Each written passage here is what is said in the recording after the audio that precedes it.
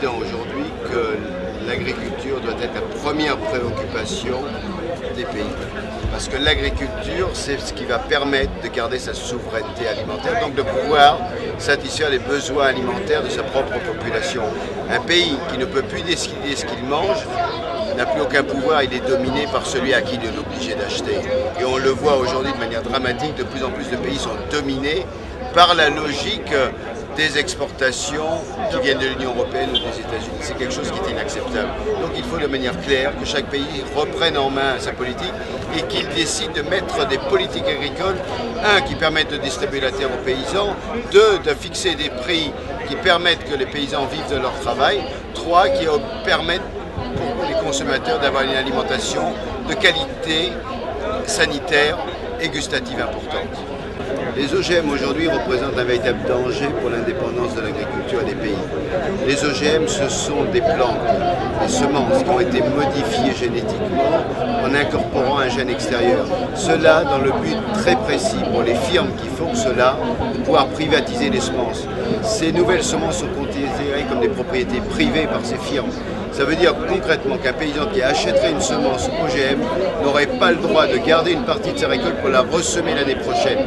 Ça veut dire qu'il est obligé tous les ans de racheter ses semences, sinon il est considéré par la firme comme un voleur. Il aurait volé le brevet de cette firme. Voilà la réalité des OGM. Voilà pourquoi aujourd'hui les firmes essayent d'imposer des OGM. Les OGM n'ont jamais réglé ni l'augmentation de la production, il n'y a aucun gain de productivité, il n'y a pas une diminution de l'utilisation des pesticides, au contraire, et en même temps, on ne connaît pas les risques réels en termes sanitaires à long terme de l'utilisation des OGM. Donc les seuls qui ont un intérêt avec les OGM, ce sont les firmes semencières qui essayent de les imposer, et on le voit notamment de manière très claire dans de plus en plus de pays d'Afrique.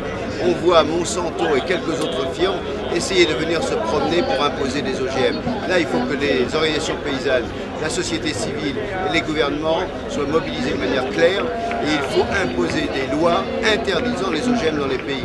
Il est indispensable que cela se fasse. Je sais qu'ici au Mali, pour l'instant, il y a un moratoire. Les OGM ne peuvent pas rentrer et il faut que ce moratoire soit affirmé, confirmé par une loi. D'accord. Maintenant, dernière question. Et par rapport à tout ça, est-ce qu'aujourd'hui, vu la mobilisation de Bamako, un autre monde est possible? Je dirais même une autre formule. Un autre monde, si c'est un seul autre monde, ça peut être dangereux. Parce que la façon dont on vit au Mali, en Afrique, la façon dont on vit en Europe, ou en Amérique du Sud ou en Asie n'est pas la même. Donc ce n'est pas un autre monde qui est possible, mais d'autres mondes au pluriel qui sont possibles. Et il faut que chaque monde qu'on va construire permette de vivre à partir de nos racines qu'on se projette dans le futur. Parce qu'on ne fera pas pousser des feuilles aux arbres si on n'a pas des racines. Mais Bamako est au cœur de la construction aujourd'hui de ces alternatives. Et c'est pour ça que je me réjouis qu'il y ait autant de monde et qu'il y ait une si forte mobilisation à Bamako. Je crois que ce qu'on vit actuellement à Bamako va nous donner la possibilité aussi de recharger les batteries, comme on dit, pour pouvoir continuer le combat. Cher ami. Bonjour. Est-ce qu'une autre télévision est possible? Est-ce qu'une autre télévision est possible? J'espère que oui, parce que celle qu'on a jusqu'à présent, c'est une catastrophe. C'est-à-dire que les télévisions aux mains du privé ou aux mains des États, c'est pas forcément une bonne chose. Mais en même temps, j'irai plus loin. C'est pas simplement de savoir qui détient le capital de la télévision, c'est la façon dont on se sert de la télévision. Or, évidemment, aujourd'hui, il y a un vrai problème avec la télévision, c'est que c'est un mode de média qui est toujours un temps de l'information ou de la parole courte.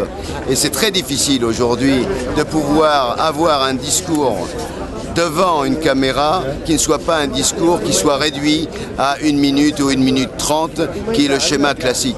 Donc il est aujourd'hui important d'inventer une autre télévision, une télévision qui prenne le temps de l'explication, le temps de la parole et qui permette à partir de là de cheminer avec tout le monde. Merci, Monsieur le Président. Allez. Voilà. Et moi j'ai même...